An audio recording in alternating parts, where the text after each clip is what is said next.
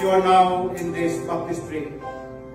Because at the last minute, God called you to be in His kingdom, to accept Him as your personal Savior. And thank you for your decision.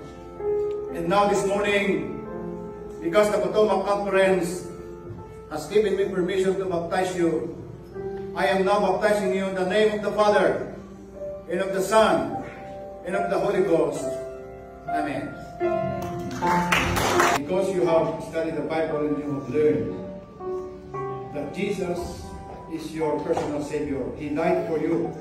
He came in this earth to save you and to give you hope in eternal life. Now,